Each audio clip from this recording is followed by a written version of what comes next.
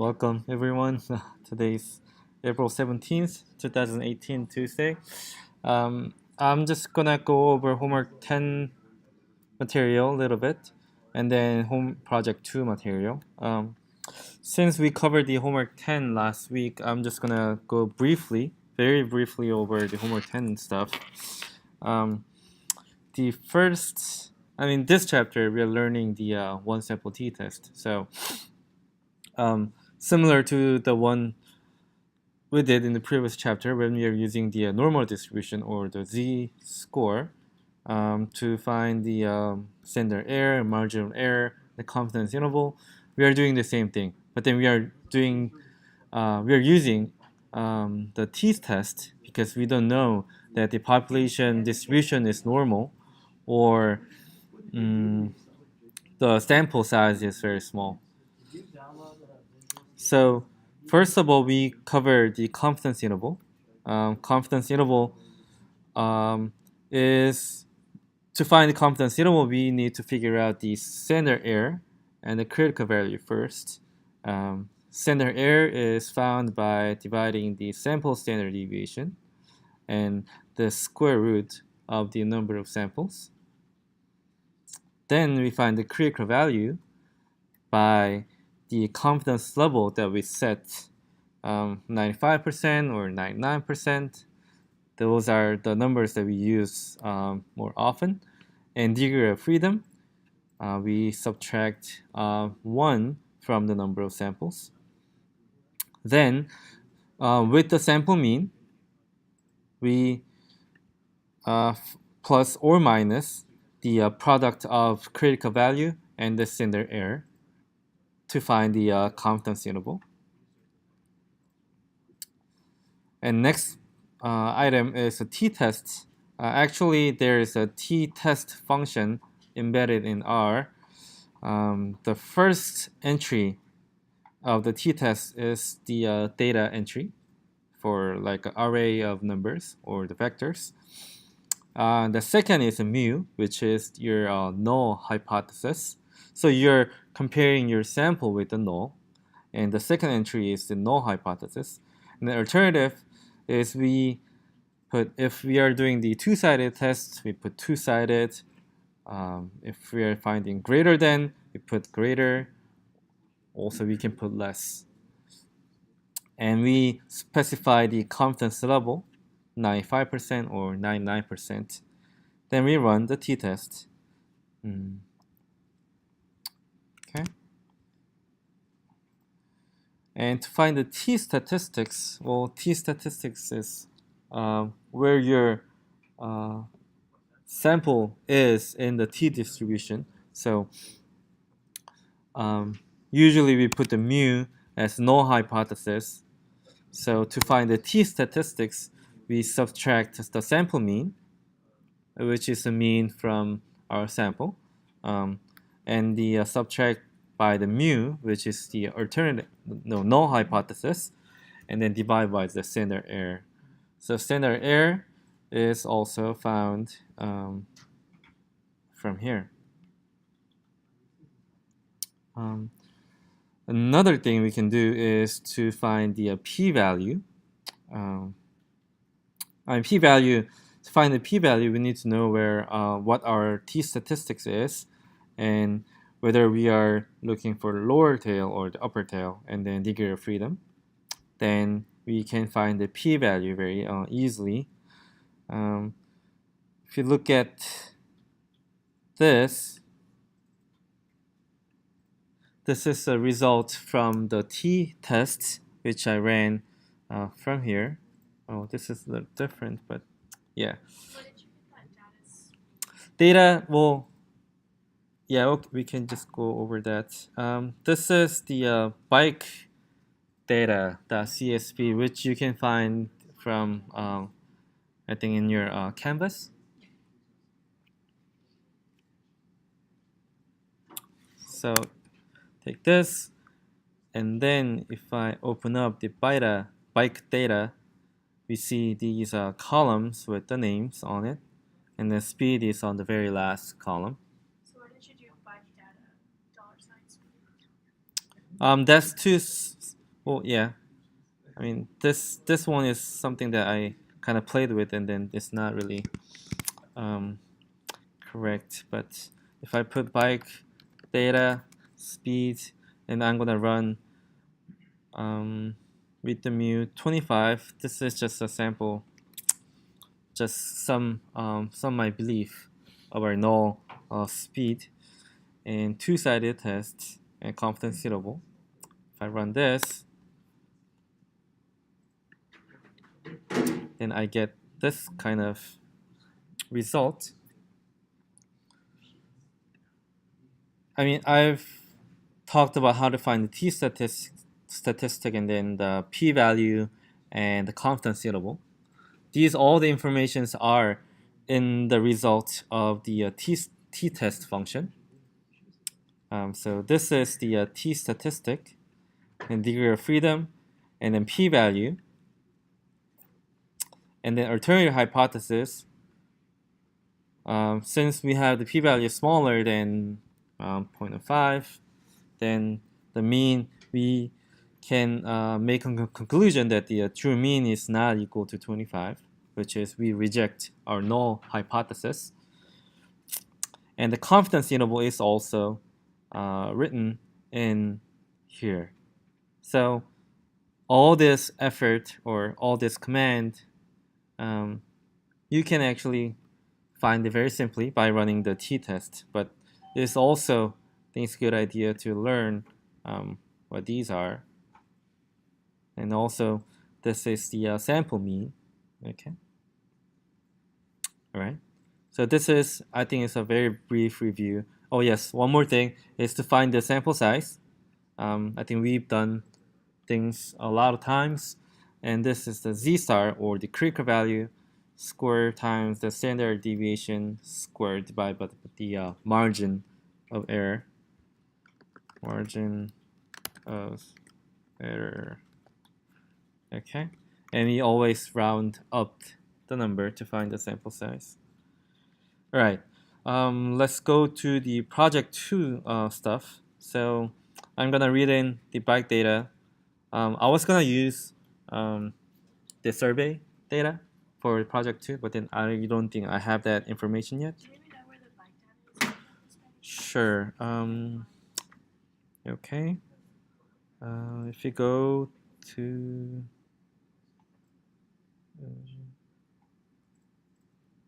okay, so it's not here. I'll upload the data file in the announcement page, but I think there's a file, and then I think here's data set. Oh, not here.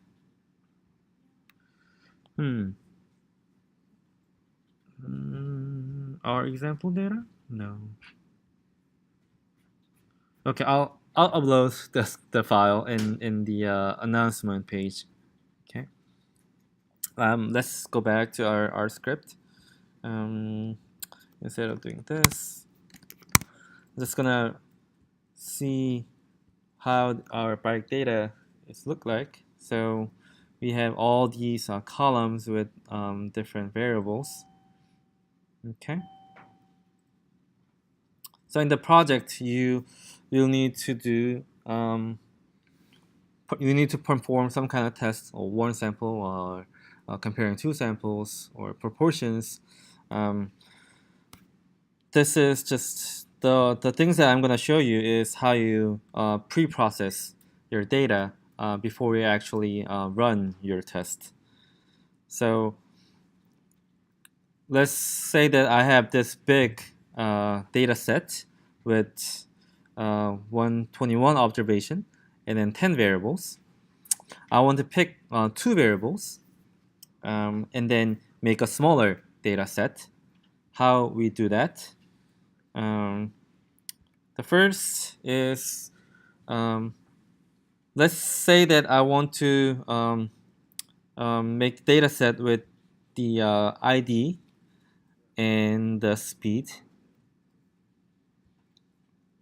Then I choose the variables that I want to use from our data set, and I store the names of the variable, the ID, and the speed into some kind of vector. Okay. And then this maybe is not really necessary if you have the variable names are simple enough. But here I'm just gonna do it anyway. So by doing this, you see that the user ID is on the second column, and then the speed is on the last column, which is the column number 10. So I'm changing the row or the column names. I think it was a user ID and then speed into ID and speed. Okay, by running this line. Okay. And then if I open up the bike data one more time, then we see that the user ID is changed to ID, and then the speed is changed to speed, or since there's no difference in the previous, the original variable name and the speed, there's no change made here.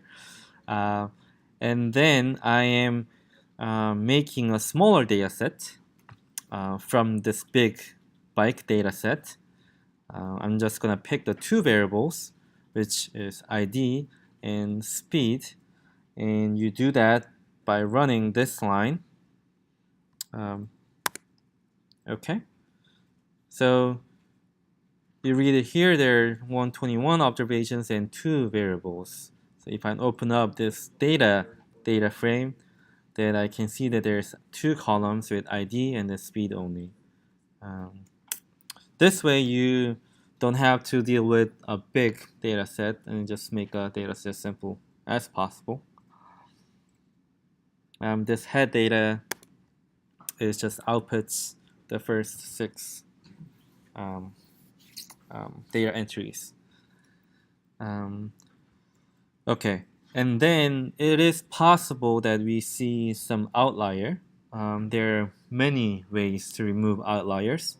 I think the first is when you delete outlier, for example, row 5 and then 69, then you use this kind of command. Okay? It's just very simple. If you know where the location your outlier is, then you go with this kind of command to remove the outlier, which is very simple. But what if we don't know, or if we do not know where the outlier is, then, to figure out the outlier, we should see a box plot first. So run this. So it looks like there are some outliers here and the outliers here. Okay. So we want to remove all of these. All right. So how we do that? We know the outliers are the maximum or the minimum values. So we want to specify the row number which has the maximum speed, which may correspond to this data point. So I run this one. So which max data $sign and then speed. So by running this, row number 114. So row number 14 has the maximum speed input, which will be corresponding to this one. So we want to remove this data point. So how do we remove? We remove we remove that row by running this line. So it's from the data set, we are subtracting or removing the row that has the maximum value, like this way, and then put the comma there. If I run this, we see that we have 121 observations. If I run this and then store it to new data, we have a new data set with one less observation. And I draw box plot one more time, and then we see that the outliers or our graph has changed a little bit by removing maybe one outlier which was located to here. And then we go on the steps. Okay, so right now our data, the new data is, the the observation with one less data is stored in the new data.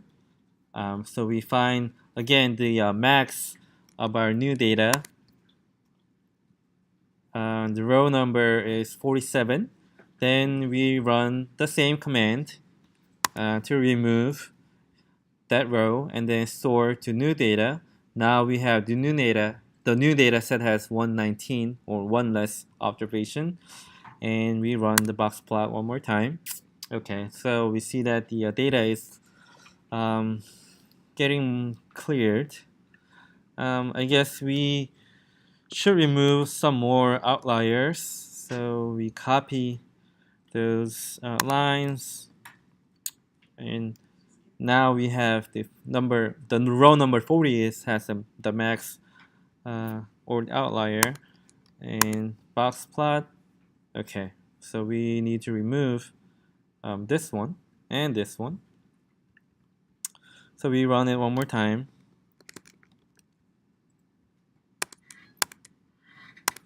Okay, so we don't see any outliers in the upper, the bigger side, and we do the same. Instead of finding the maximum, we find minimum here. And the row number, yeah, so 114 has the min data, and then we remove that. Well, we see we have one more outlier there. Remove it one more time. We have outlier on the bigger side again. I guess there we have one more outlier. All right, so it looks like we don't have any outlier now. Okay. So this is the way you cleanse, you make your data more adequate to run the statistical tests, such as t-test or c-test or proportion test. Okay. There are other ways too. Okay, if we go back to our box here, the original data, we had this outliers and this outliers on the bottom. You can kind of specify. So this line is I'm removing the data, which I'm removing the rows that has a speed greater than 21. Here I'm kind of reading off from the box plot. Okay, kind of reading off from box plot. So okay, so this one maybe is just greater than 21, and just to make sure that I don't remove any valid data points. So if I run this one only, output is 40, 47, 103, and then 114. These are the row numbers that has the speed greater than 21, which kind of makes sense because you see the 4 outliers, and there are 4 data points, so it kind of makes sense. So if you want to remove the outliers as a bunch, you can do this way, but then make sure that you don't remove any valid data points. So this is something that I do. So on the bottom, the lower side, I can run this. If I run this line, Okay. Okay, there are two rows or two data points I can remove. So I'm removing 4 of them here and then 2 of them here and then create the new data set. So this is the way you remove your outlier. In other words, the way you pre-process your data, right? Okay, so thank you for listening. This is the end of the session.